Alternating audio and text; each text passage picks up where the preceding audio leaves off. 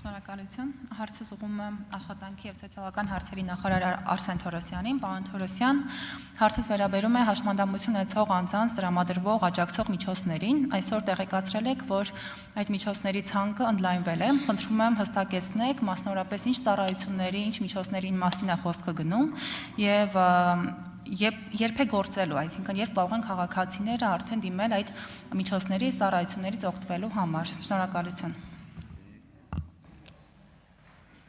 Հարցին կպատասխանի Արսեն Թորոսյանը։ Համեցեք, պարոն Թորոսյան։ Շնորհակալություն Տիկին Պողոսյան, մեր վերջի տարիների քաղաքականությունը միտված է եղել հաշմանդամություն ունեցող անձանց տրամադրվող ծառայությունների ընդլայնմանը եւ դրանց մեջ է նաեւ աջակցող միջոցները։ Դուք գիտեք, որ մենք արդեն մի քանի տարի անցել ենք հավաստագրերով կրկին աջակցող միջոցների տրամադրմանը, հավաստագրման փուլերը անցած կազմակերպությունների միջոցով, որը ավելի լիբերալ եւ հեշտ մեխանիզմ է, քան թե նախկինում կատարվող պետական գնումները, որի ժամանակ միայն մի տեղից կարող էին օգտվել։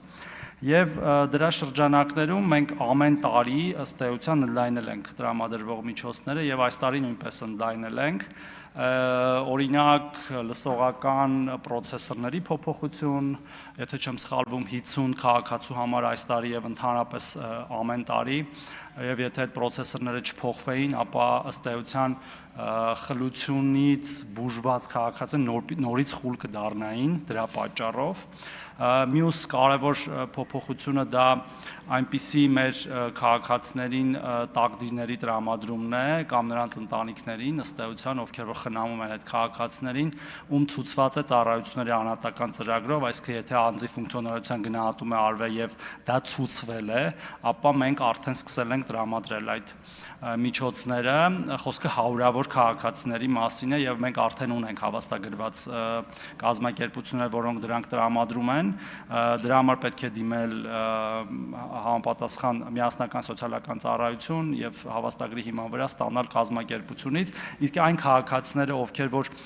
կարծում են, որ դրա կարիքը ունեն, բայց չեն անցել անձի ֆունկցիոնալության գնահատում, կարող են դա անել գնահատում անցնելուց հետո եւ ստանալ եւ խոսքը ամսական 120 միավորի մասն է, որը 36000 դրամ արժի, այսինքն ինքը քիչ գումար չի ըստ էության ցանկացած ընտանիքի վրա, հատկապես այդպիսի խնդիրներ ունեցող անձանցով ընտանիքների վրա եւ այս ամենը հավելյալ նրան, ինչ որ մենք անում ենք դրամային իմաստով, դուք գիտեք, որ նաեւ ապրիլի 1-ից մենք բարձրացնում ենք հաշմանդամություն ունեցող անձանց նպաստները 10000-ական դրամով,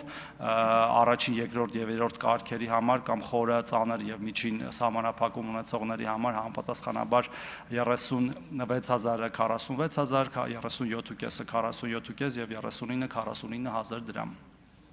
Արձագանք